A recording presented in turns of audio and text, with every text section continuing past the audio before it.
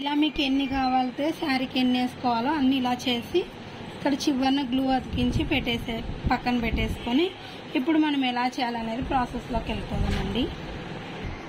ఇలా piping thread ఉంటుంది కదండి, ఇలా ఏదన్నా థ్రెడ్ ఉన్న దారం లాంటిది ఇలా కట్టేసేయండి. టైట్గా కట్టి పక్కకైతే ఇలా పెట్టేసుకొని లూజ్ ముడైతే వేసుకోండి.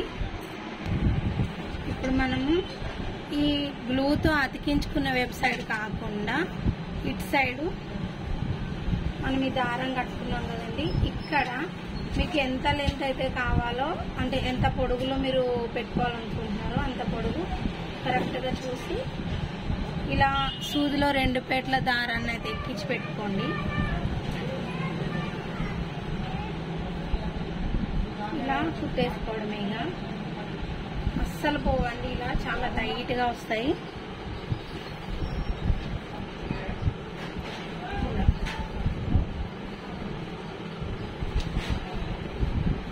ఇలాగా మీరు ఎన్ని చీరలకైనా చాలా సింపుల్గా అయితే చేసేసుకోవచ్చు.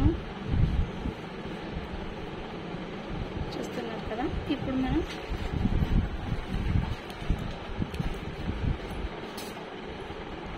కట్ చేసేసుకోవాలి. ఇగో ఇట్లా సైడ్కి లాగి అలాగే మీరు ఎన్ని కావాలనుకుంటున్నారో ఇక అన్ని లైన్గా చేసి ఇది నిండిపోయింది అంటే మళ్ళీ విప్పి మళ్ళీ పెట్టండి. అట్లా ఇగో సేమ్ లెంత్లో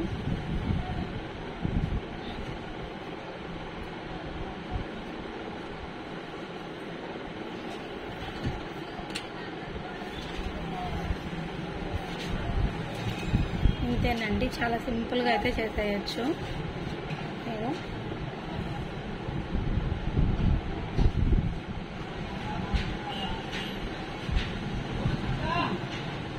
ముడి అనేది వేసేసుకోండి.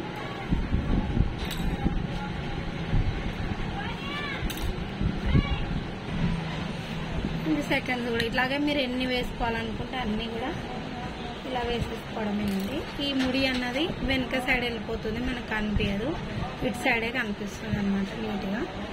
ఇలా మీరు ఇంకా లావులో వేయాలి అనుకుంటే ఇంకెక్కువ సార్లు తిప్పితే సరిపోతుంది అనమాట. సేమ్ ప్రాసెస్లో అన్నీ ఇలా వేసుకుంటూ వచ్చేసేయండి.